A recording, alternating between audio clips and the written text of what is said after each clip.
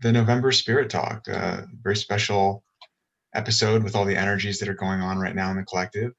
Um, so, this is Spirit Talk, where we meet on the first Friday of every month and get together to talk about the energies that are coming up in the collective and answer audience questions.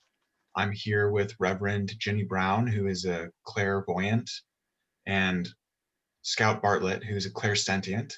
And I'm your host, Christopher Mitchell. I'm also an astrologer. The way that this works is if you just go ahead and drop any questions that you have that you'd like to ask us in the chat box, I'll read them off to Scout and Ginny and we'll work on them together. And yeah, just go ahead and drop any questions you have in there and we'll get started. For today, I thought I would jump right in with Ginny and Scout and just ask them both for their take on the energies that are coming up around the election here in the US and what they see around that and how it reflects to us where we're at in our current collective healing process. Ginny, do you want to go ahead and start us off? Yeah, sure. Hi, everybody. Thanks for coming today. And what an exciting time to be alive. What an exciting time to be here in America as we're really starting to see how much energy is being split between two different points of view and two different parties. And, what I've noticed a lot this week is how we deal with patience, how we deal with waiting, how we deal with just kind of this anxiety that builds when we're triggered by the need to know. We're such curious beings, and I find that certainty and grounding comes through information for a lot of us. And what I've noticed is that this week in particular, while things are moving slowly and we're coming to a conclusion about who will be the president here, we're finding that, that anxiety comes up and kind of keeps things into a loop. And that it's really teaching us how to be patient. Patient is a difficult energy for a lot of us to kind of really embody. And as well as kind of letting go of the control or the idea of the need to know. And so big time, that's what I'm seeing, is that we're, whether you're a Democrat or a Republican, that the past few elections have been extremely humbling. They've been very, very humbling. And so, despite whatever news outlet is out there is giving you a lot of information, there's a hesitancy to kind of declare something or to kind of move into a place where you feel that you have the answer and can celebrate. And I think globally, and especially for Americans, we've needed to learn the lesson of humility. And I'm very glad to see that, we're being made to sit on our hands and really sit with that practice. Scout? There's a hugely interesting piece of how the world is shifting right now. I've been getting tranced messages for almost a decade about this moment in time, as we as human beings are not just here to learn and elevate our own lessons, but the group process of us learning our lessons actually elevates and or changes the frequency of this reality system that we're used to thinking of as Earth.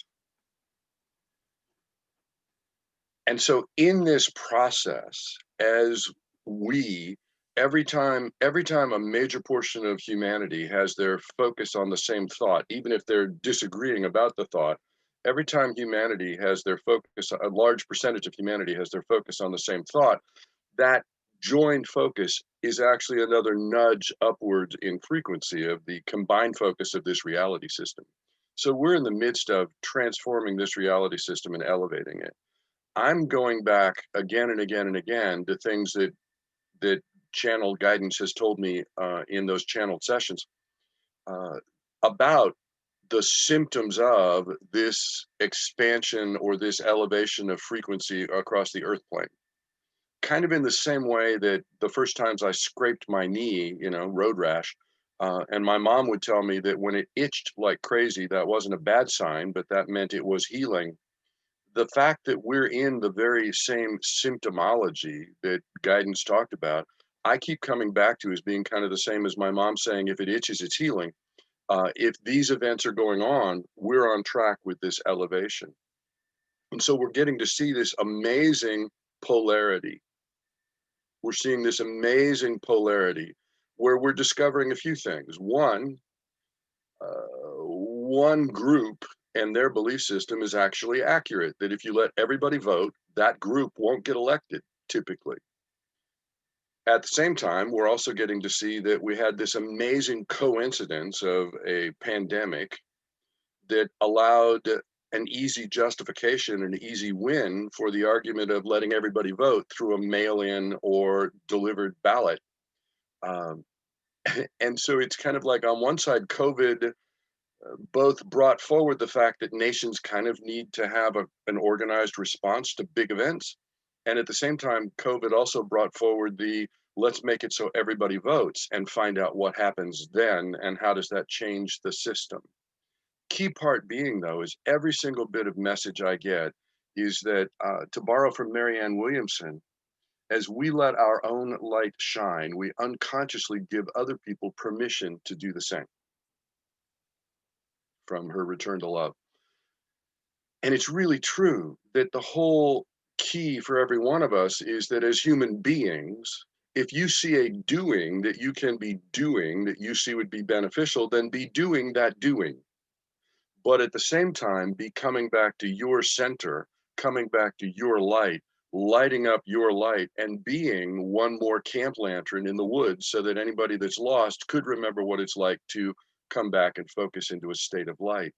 Just as Ginny said, our minds like to predict the future. And right at the moment, the future is 100% unpredictable. Can't tell about diseases, can't tell about transportation, can't tell about air traffic, can't tell about your favorite restaurant, can't tell about, what you're going to do for Christmas, can't tell about whether you're going to be here next year, can't tell about what the government's going to look like, can't tell about what other government's going to look like, can't tell about whether the United States will be the daddy that tells everybody to sit down and behave, or whether the United States will be one of the rebellious children that the other nations are trying to tell to sit down and behave. All of that. And so there's a real place of coming back into yourself and recognizing that the same part of your mind, excuse me, that was trying to predict the future based on your past wasn't actually predicting your future in the first place.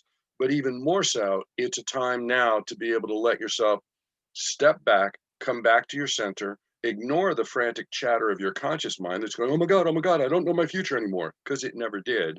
And be in the flow of, to borrow from Ram Dass, of being here now.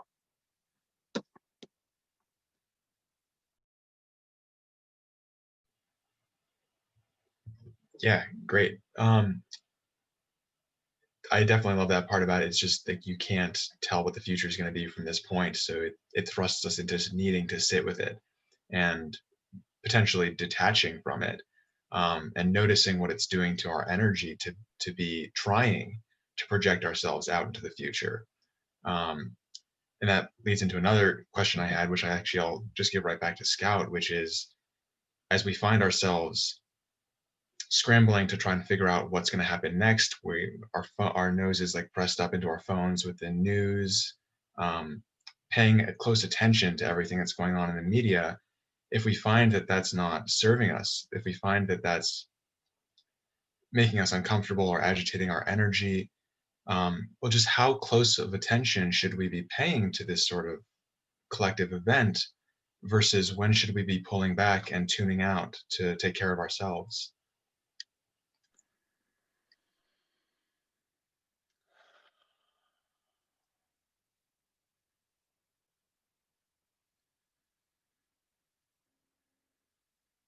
Oh, there's so many answers to that, Chris. That's a great question. Thank you.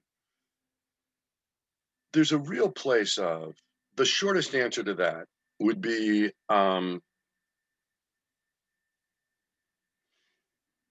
if I'm a kid and I just came home and man, I used to hike a route. I actually drove it one time when I was back in my hometown visiting my brother, and I drove my longest Halloween route and found out that I had hiked door to door somewhere in the neighborhood of 2 miles that night. and got home with an incredible amount of candy for a kid that actually didn't eat much candy, but the whole hoarding concept of it was exciting. So if I'm a kid right home, just got home with this gargantuan bag of this amazing assortment of candy, some of which I like, we could ask, how much of that candy should I eat? And the answer would be different for each different kid in terms of how much sheer weight in sugar they could tolerate and not have their system go out of whack. Some kids could eat a little bit of candy and it would ruin their appetite. They wouldn't eat dinner. They'd get a tummy ache. Some kids could eat a gargantuan amount of candy and not get a tummy ache.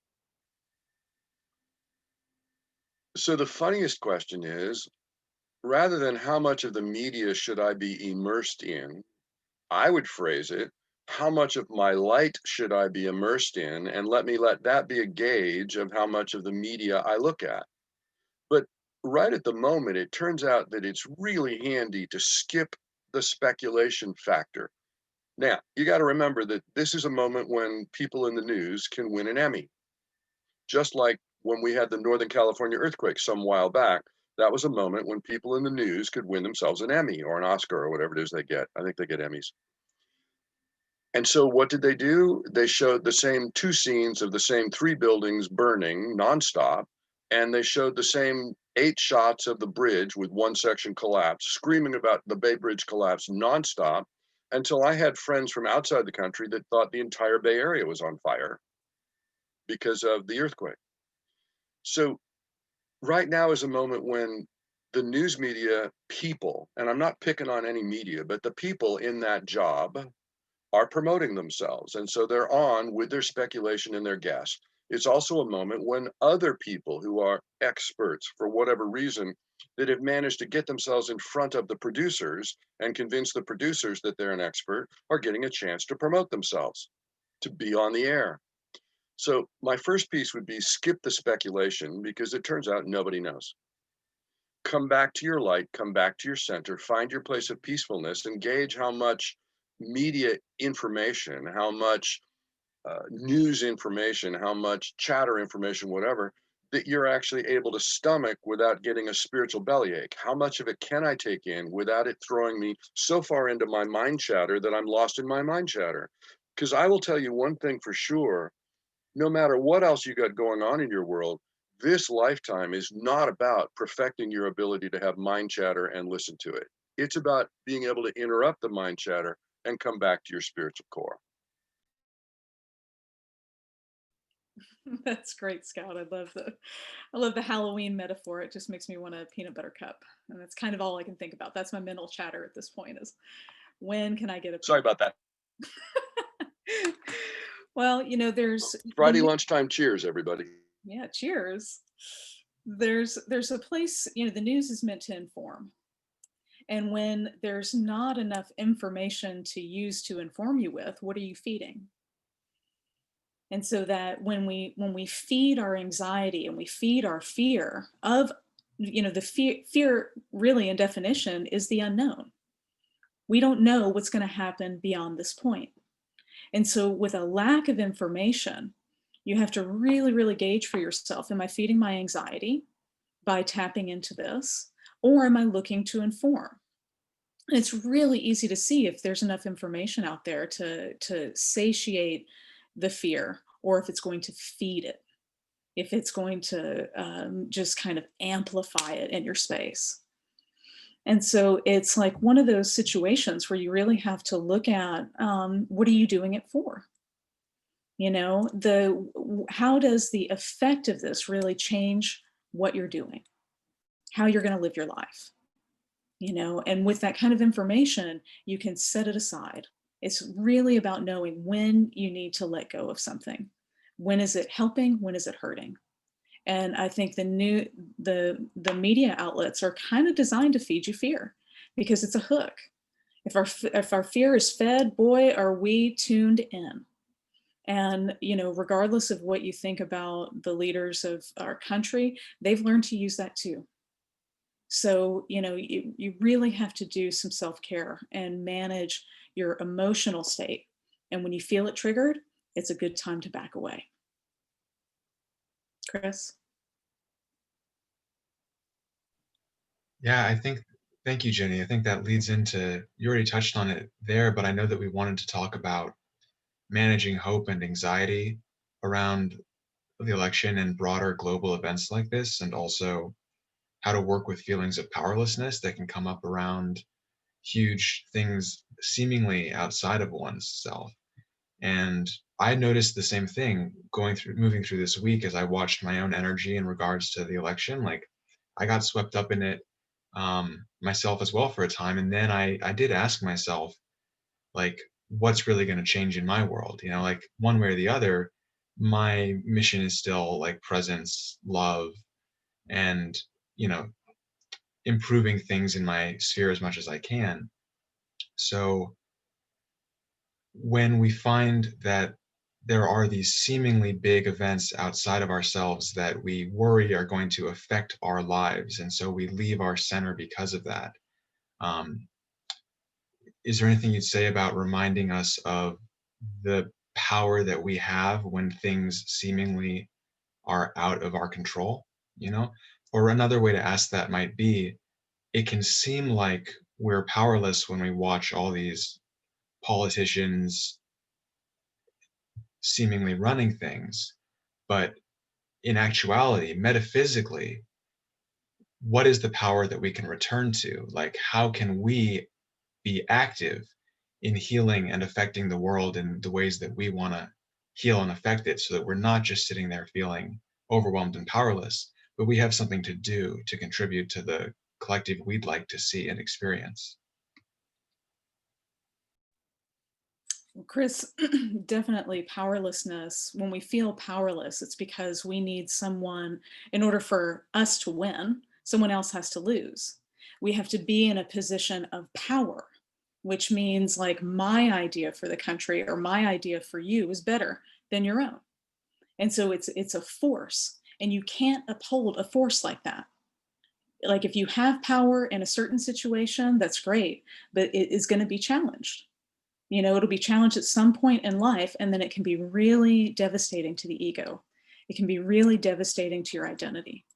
And so staying away from that kind of, staying away from power struggles in general is the best way to be.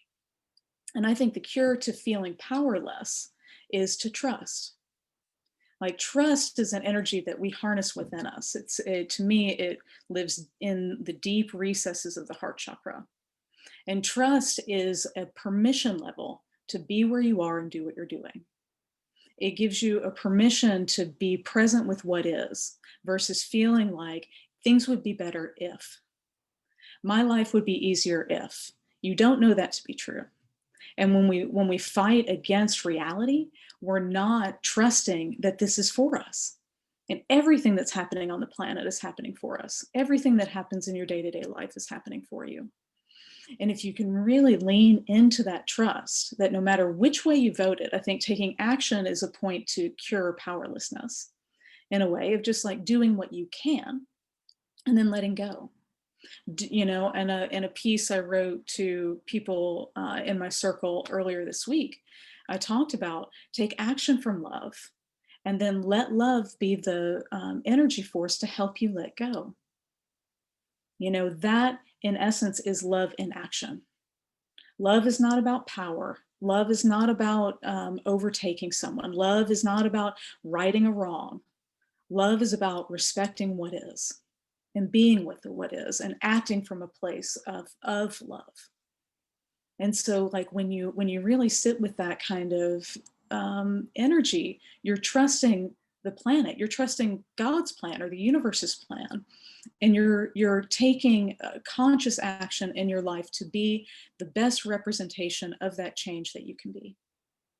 And so hope is an energy, you know, designed to help us access courage and to help us access right action.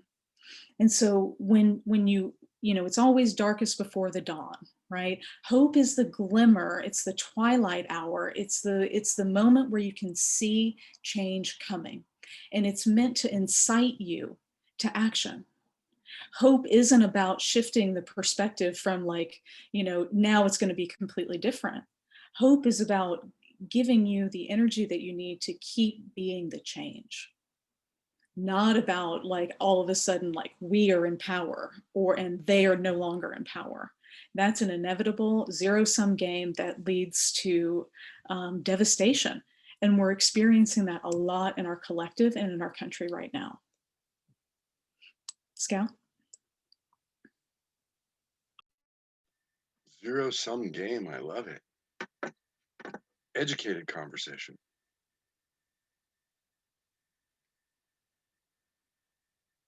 Now, I happen to have, through the course of my lifetime, gathered significant evidence that convinces me that there is I'll call it a larger lattice work. That in English, we only have a word called God. So I have lost track of my bearded dude in a chair God, and I've instead ended up with a large cloud of purely aligned energy God, so that it's an energy alignment instead of an angry man with a long beard, my view. But I have a huge belief in there being a God. And I noticed that if I look through various texts from elevated teachers along the way, there's one kind of universal concept that says that that which is God is actually bigger and more creative and has a longer view than I do. One person I interviewed recently for a show that I do made a point of, do you believe in God Almighty or do you believe in God sort of mighty, and that human beings are big enough and powerful enough to screw up the big plan? Now, in the Life Insights Live radio show that I do, I teach the live beam meditation in that one. I forgot whose turn it is to teach meditation this show. You guys will have to tell me. Oh, yay. And one of the references I do in that live beam is creating a glow and letting it shine out through us and everything around us. And I'll always mention chairs, walls, ceilings, people, and then just as what's called a state break, I say baby ducks just to add that in. And so I've been having, I don't know how many thousand people a week meditating together. And part of the fun image along that just came with it was practicing that meditation, even if you were in line to make a purchase. And then that cross side reference to baby ducks, glowing through your energy through baby ducks. Now, here's how deep our reality runs. Take a moment, and in your own mind, I'd like you to review how many times in your lifetime have you been in a store in line making a purchase and encountered a baby duck? How many times have you seen an article in the paper about people encountering a baby duck in a store versus, say, people winning the lottery? So what do you think the odds are? And so there I was in a grocery back when I was in groceries more often at 11 o'clock at night, making purchases, standing in line, and I heard a cheap, cheap noise and turned around and recognized it was coming from the cart behind me and asked the young lady, "Excuse me, is your cart cheaping?" To which she said, "Now, part of what I teach is stand in line and making a purchase and do that meditation, glowing through everything around you." So they were combined. And she says, "Yeah, it's a baby duck." And she flips back a towel that she's got over a little basket in her cart and shows me this baby duck. I had been tying together a concept of meditating in line to make a purchase and a random connection of baby ducks for a while, with however many thousand people had been listening to the show, and ended up in a universe, in a reality where that deep thought magnetism had a baby duck in the line behind me in the grocery at 11 o'clock at night. What we choose to let our subconscious mind run on is hugely magnetic. Not what we chatter in the front of our brain, but what we choose to let work its way into our deep subconscious mind is hugely magnetic. If you've had friends that, I don't know, they break up in a relationship and they're so adamant about, I'm never going to do that same relationship again, and you watch them magnetize another, just like the other. No one of these is different than the other, like Sesame Street. Nope, these are exactly alike. What we let run in our subconscious changes the world around us. And so retraining, interrupting that thought chatter in the back of our mind about how it should be, and coming into how it is, which is what it is supposed to mean. It got twisted. but interrupting the chatter in your back of your mind about how it should be, what it's supposed to be, I'm winning, they're winning, I'm losing, they're losing, and instead coming back to being in your own peacefulness, in your own center, being present now, and choosing the subconscious repeating patterns so that they are uplifting, positive, beneficial, you're actually changing the world. Maybe only big enough to put a baby duck in the grocery store line behind you, but that's a pretty huge synchronicity if you multiply it times 7 billion people. I actually want to comment on this too, and then I'll turn it over to Ginny Brown for our mid-session meditation. But on this sort of subject of powerlessness versus like using one's own efficacy, I've been noticing this week. I had a conversation with a friend that was really impactful to me, where she was talking about how we see these people in politics, we see these people in news and media who are seemingly playing power games or controlling or deceiving or showing all sorts of behaviors we'd rather not see in our leadership. But then when we ask ourselves, like, how well do we communicate with each other just in our life, with our neighbors, with our family members, with our friends? How comfortable are we talking to strangers, or how comfortable are we being authentic or lovingly communicating our boundaries, or just authentically owning exactly who we are and being transparent in that way? The answer that came up for me, and the answer that's been coming up for me all month during this Mercury retrograde, which I'll talk about after the meditation, has been, wow, there's a lot of space in my communication patterns for me to actually step into greater integrity, for me to be more authentic, for me to communicate more evenly and lovingly with others. And so my way of working with all this energy around the election has been to double down on cleaning up and healing my own communication patterns and my own like leadership of my own life, and trusting that as I continue to invest myself in that work, I'll see it reflected on this big metaphysical mirror that is the reality that we find ourselves in. And I think that can be really helpful when things outside of yourself aren't looking like you'd like them to, is to turn it inward and see how you can be the change you want to see. And with that, I'll give it over to Ginny and we can do a little refresh and then jump back in. Chris, that was just beautiful. And Thank so you. we're going to do a little meditation, everyone now. So I just invite you to close your eyes. And we're going to clear the mind, clear the chatter a little bit. And so I want you to begin by taking a nice, slow, deep breath in and holding it gently at the top. And exhale.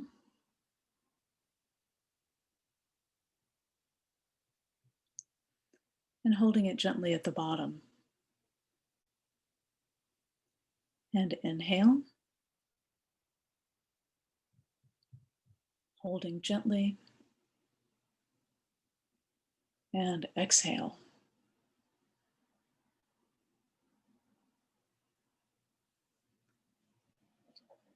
And find the center of your head.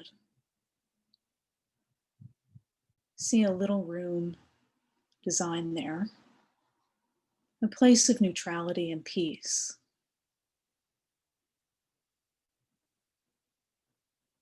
And from this place, I'd like for you to say hello to yourself.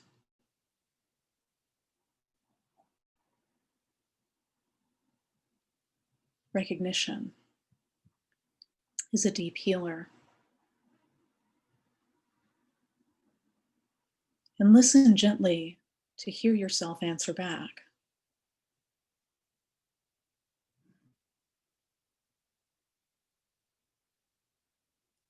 And I'd like for you to imagine that there's a cord connecting from the base of your spine. And see this cord move through the chair that you're sitting in, through the foundation of the building, through the Earth's layers until it finds the center of the planet.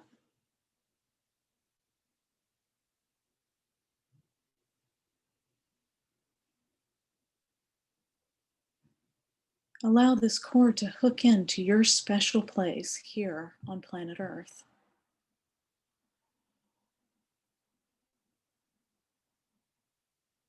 And notice how this connection changes any feeling in the body.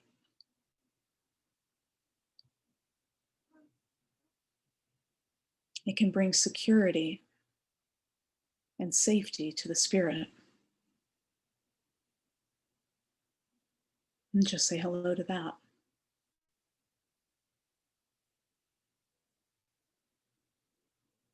And say hello to your body.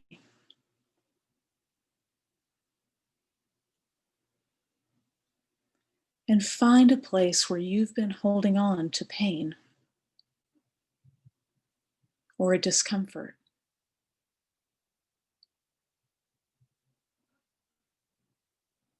Where there's a divide between how you want to feel and how you feel.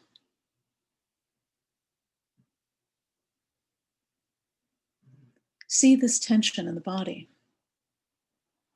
Is it tight, cold, hot? Does it vibrate?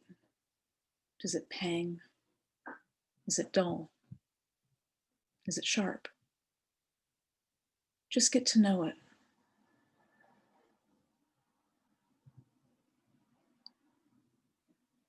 And ask yourself, why is it lodged here?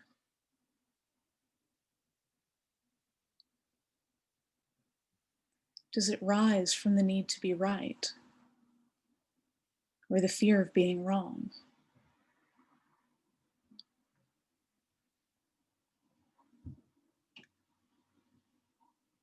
See this tension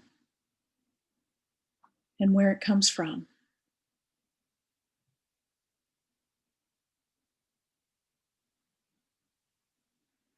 And together, let's take a nice, long, deep breath in.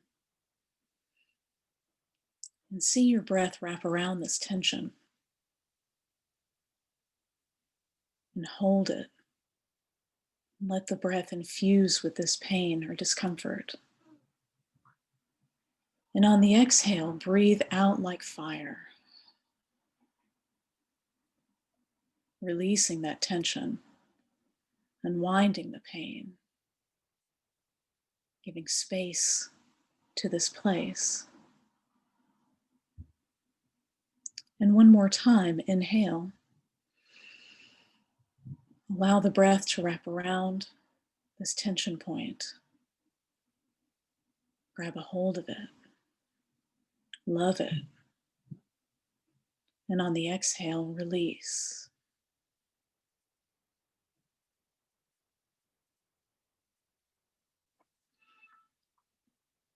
Notice how this place feels with a little bit more space. How your body feels at a little bit more peace. And invite this energy to carry you through the day and invite you to face any more discomfort you may find.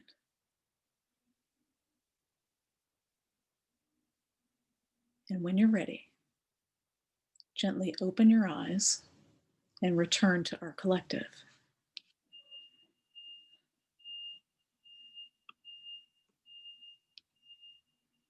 You all look so beautiful while you meditate.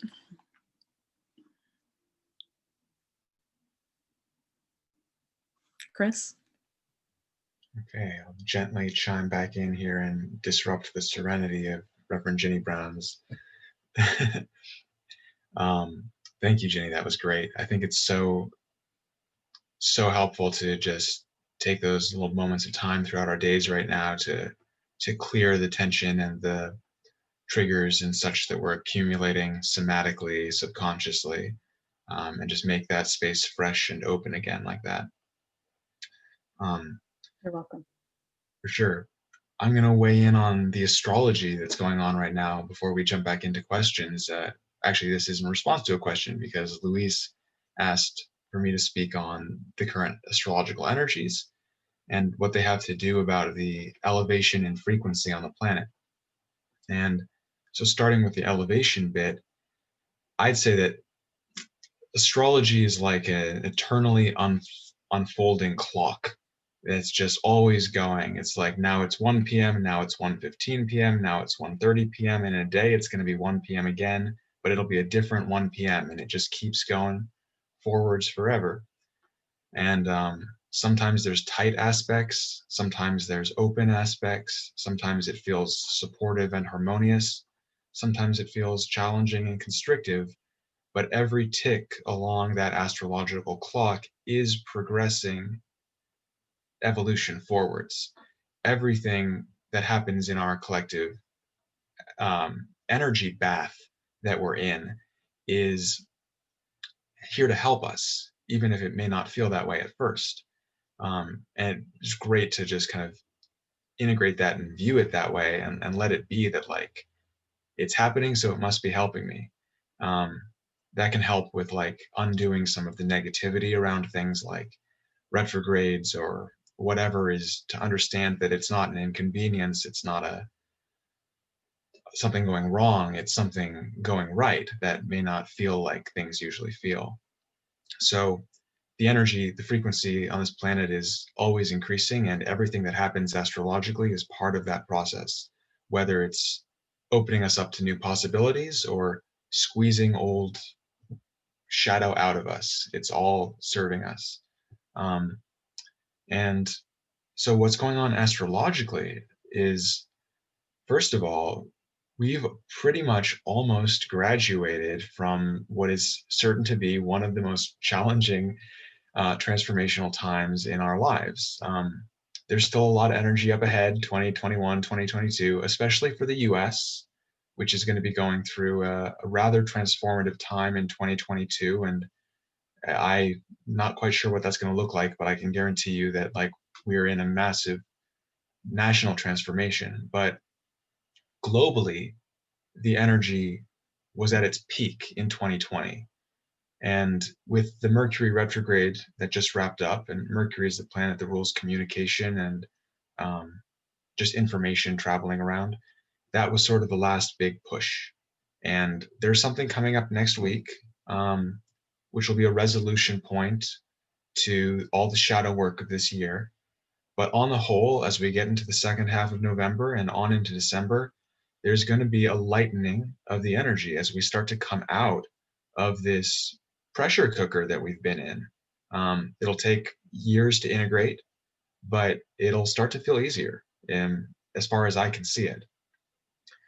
Some interesting things to throw into the mix there. One, talking about the Mercury retrograde that we just came out of. I'm not sure if you're aware, but Mercury retrograde was happening through the second half of October and early November, and it ended on election day. On November 3rd, Mercury stationed to start moving direct. But that means that it was standing perfectly still in the sky, very loudly blasting out its Mercury energy. And it's starting to move forwards now a little faster. You might be able to feel like your thought processes are working a little better again, but it'll still take a couple weeks to get back up to speed.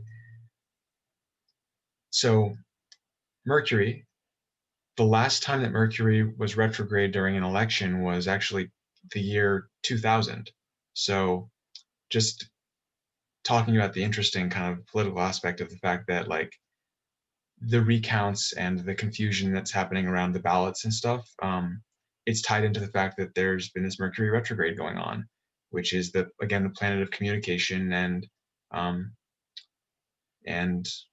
things like ballots and mail, and all of that is ruled by Mercury. So the fact that we're coming out of this Mercury retrograde, and it ties in exactly with what's going on there politically, and things will continue to get clearer and clearer over the next couple of days and weeks, and we'll see through all the confusion that it brought. And from there, I'll just go into some questions with Ginny and Scout again, and I'll give this one to Scout. I wanted to ask about the division that we've been seeing in the collective, and So what spiritually causes our country to divide, and how can we heal a divided country? Thanks, Scott. Sorry, I got a little lost in the astrology mentalness for a second there, but just You're pulling it. good. Okay. So let me start off with, it's not just the players in the United States that are discovering themselves in huge waves of polarity. Simply put, we've found moments in the last while where we saw the largest international demonstrations of women trying to put forward the amazing notion that being more than 50% of the population, maybe they should have an equal input. Stunning idea, I know, but the fact that women all came together in these huge groups to say that we see a polarity about us, not just in the United States, but all over the world.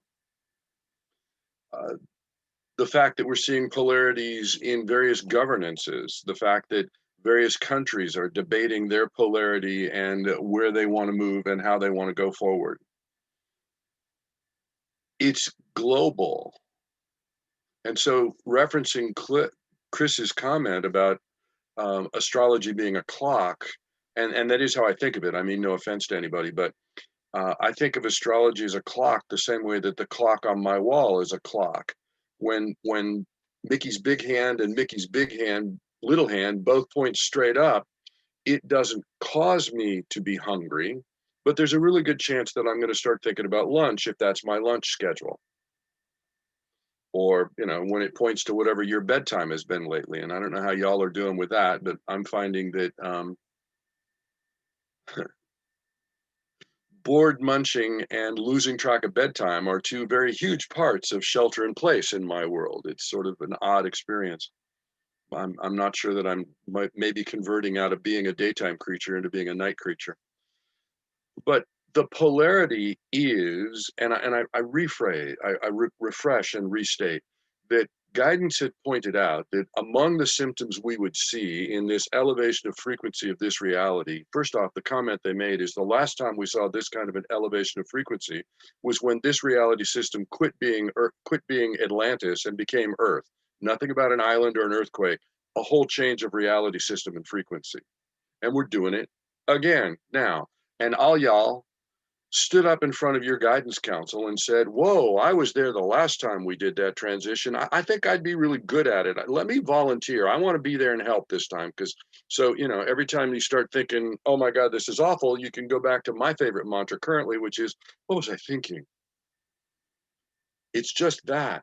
We are in here for this movement, and the polarity is one of the symptomologies of that. So the hardest part for me as a challenge, and I've been listening to some other spiritual teachers, and they're mentioning similar things. The hardest part for me is remembering that every single point of view that I see represented in a human being, I have that point of view available in me. Kind of like where they used to have these fancy frequency equalizers in home stereo systems where you turned up all these buttons and knobs and tuned your music exactly how your ear worked. Each of us have everything that is in a human being is in all of us. The anger, the rage, the prejudice, the superiority, the need to win, the need to have them lose, all that stuff. It's all in there. And you get to see from how you choose your outcome, how your particular set of frequency modulations are set. But the challenge is to really let myself relax out of my they're wrong and come back into a let me see if I can integrate with them and understand what's driving that point of view, which is not to say agree with it, or is it to say condone it? It's let me find out what part, what aspect of it, of being human being, is going on in them that's yielding this result for them and this perspective for them. Let me find all of that and come to peace with all of that in me so that my process is coming to peace. My practice says that a meditation is key because if I will meditate and come back to my center every single day, then I'm never more than 24 hours away from, or 30, depending upon my schedule, but I'm never more than a very few hours away from the last time I remembered my center and my elevated frequency. If I have that as a multiple time a day practice, which mine every time I'm going to wait, I drop into my meditative state, plus I work there. But if every time I'm going to wait, I'm dropping into a meditative state, it turns out that intervals between having to wait for things are very small. So I'm never very far away from the last time I remembered my center, so that I can be in the center of me, experiencing another being from wherever they are, as opposed to being in the righteousness of me, making sure that they know they're wrong. There is no way it should be. That's the hardest lesson for a conscious mind. I mean, intuitively we know it, but for a conscious mind, there is no way it should be. There only is how it is and where we go from there.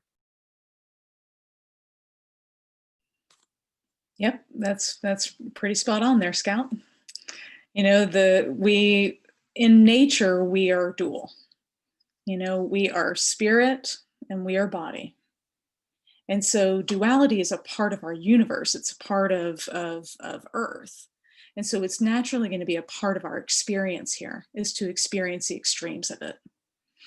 And so, you know, everything is dual. Everything is positive. Everything is negative. You know, and for the mind needs duality so that it can separate, that it can take the big gray blob of the universe and of God and of whatever you believe and separate it so that you can begin to understand it. Once the mind can start to separate, it can start to understand bits and pieces. It's not meant to be a fixated point of view of like, okay, I'm fixated on this perspective. We're not supposed to do that. It's supposed to just give us a way of kind of rounding out our ability to see and understand. And so it's a translator. You know, the mind is meant to be a translator to help us sort, to separate and see, not to be a definitive truth, because it's only seeing what we are feeding it. And it's only going to give you a perspective of the answer that you're looking to get out of it. And so to heal, you know, one thing I think is important to remember is that, you know, you can show up at the pearly gates of heaven, and there's never going to be a God that greets you that says, you know what, you were right about that group of people. You were right. That righteousness was totally on par. That was a worthy discrimination. That's not that. It's not going to go that way. And that need to be, or to kind of put ourselves on a pedestal, or to say, you know, our way is the right way, is to completely negate, you know, that other people are here to experience life and their lessons through the way that they're experiencing it. And there is no right way. You will never find it, because what's good for you is not going to be good for another person. And we have to come to terms with that. That all we can do is try to find a place of equality. We're looking to find a way to have an experience that meets in the middle, that isn't about, it's about finding a middle ground of what works for you, what works for me, and a compromise. That's the best we can hope for. And if you're not working towards that, you're part of the problem, period. And so, you know, the way to heal a divided country is through empathy and understanding.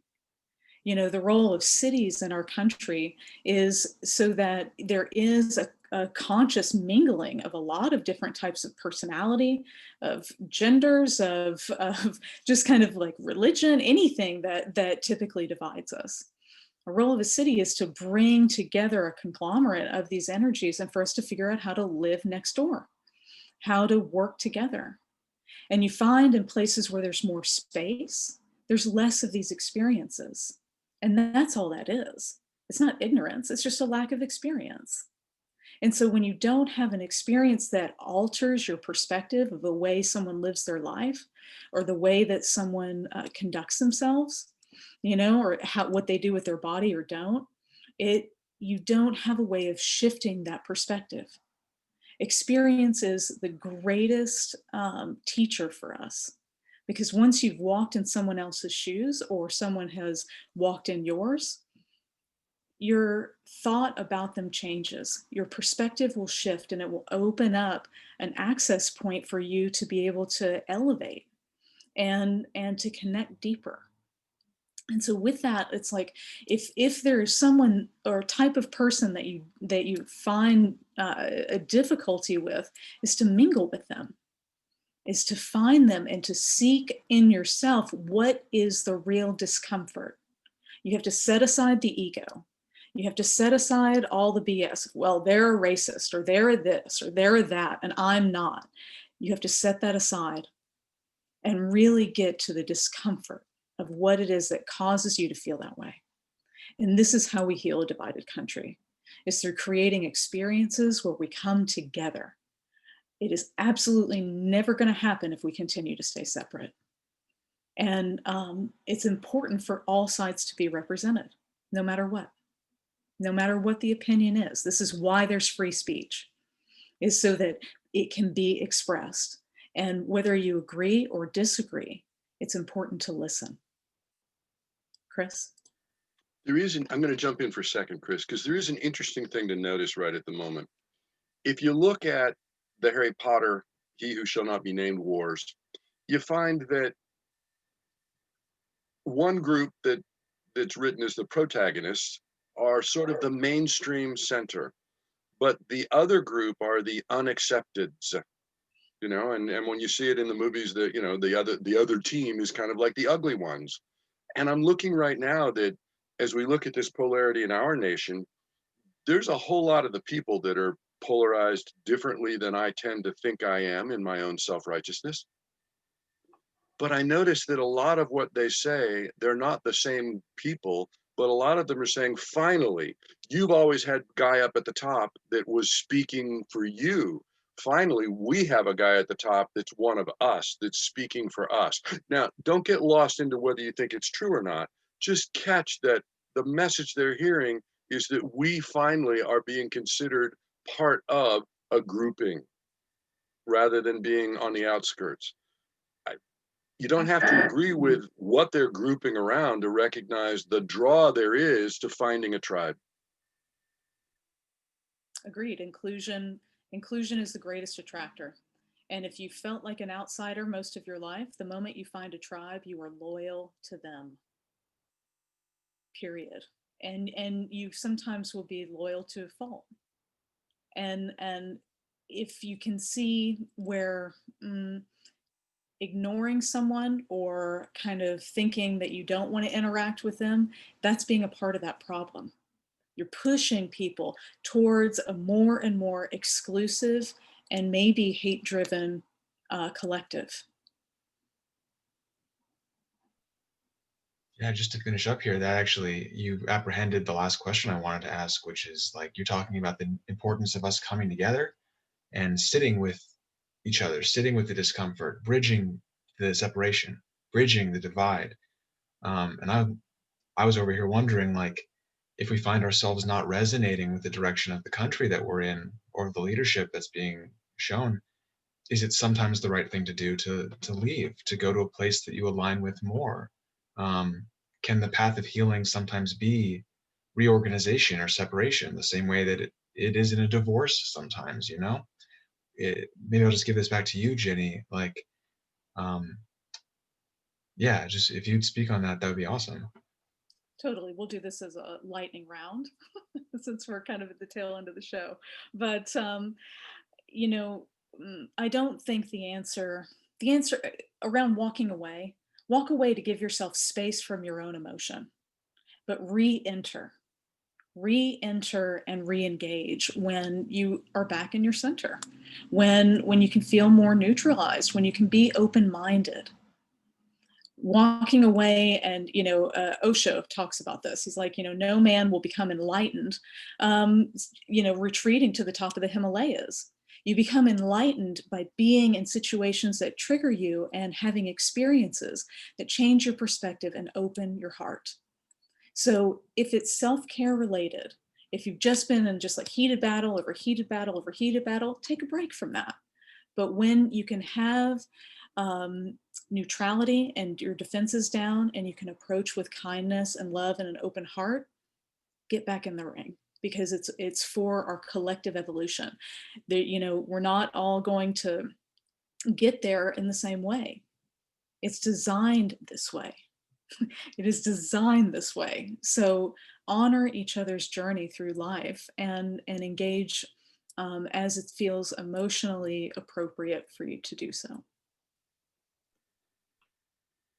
And so we can notice that when it looked like having the job of Dalai Lama was going to get His Holiness dead, he relocated.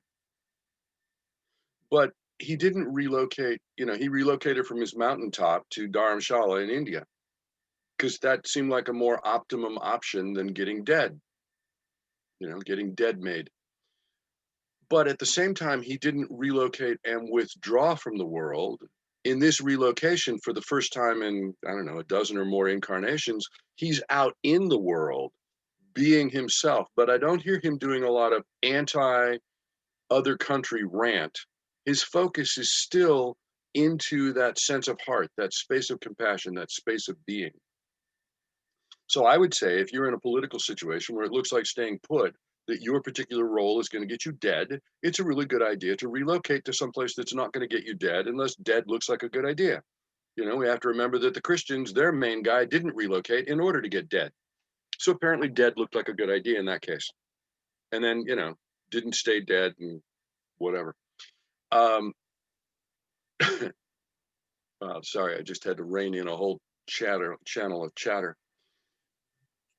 The first place to relocate from is the rigid how it should be battle inside your own head.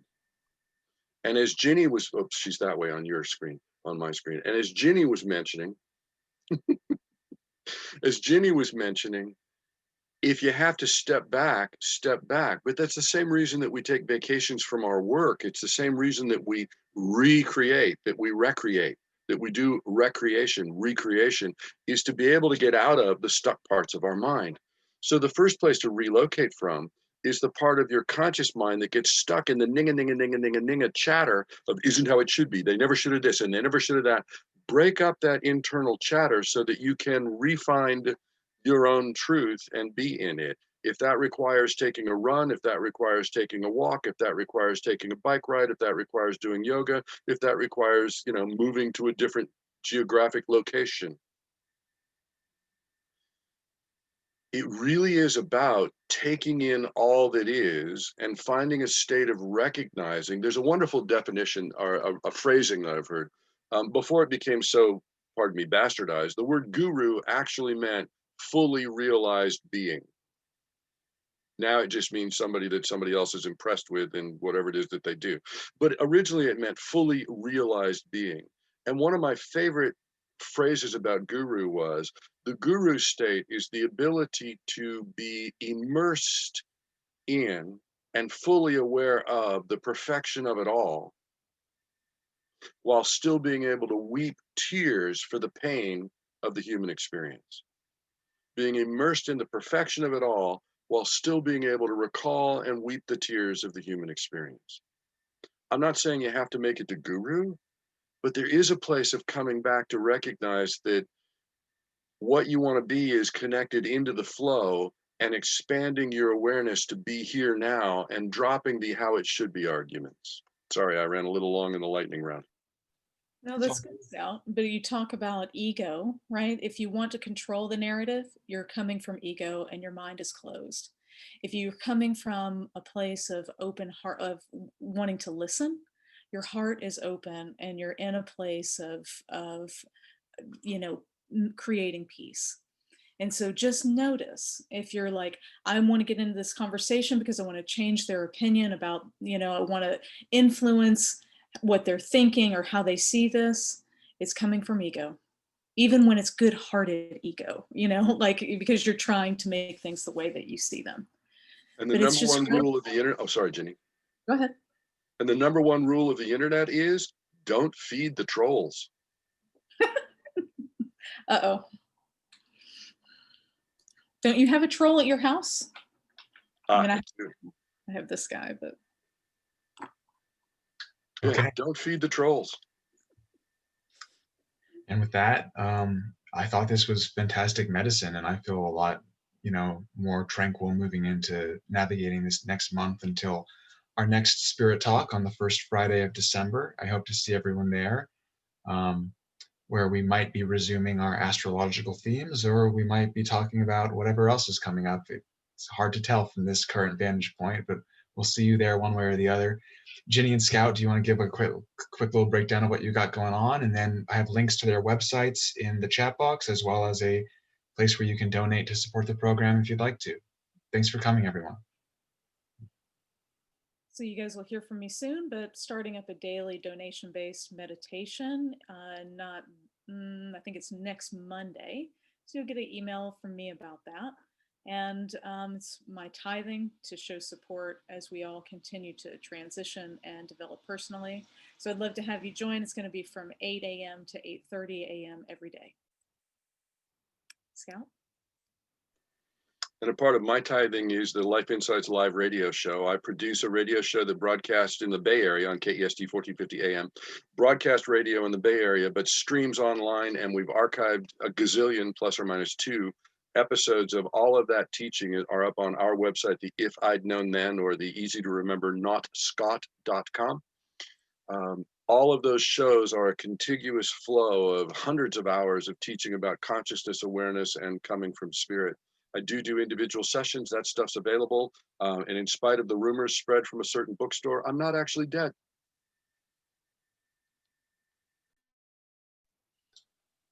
All right, great. We're going to stop the meeting now, and we'll see you all next time. Thanks for coming.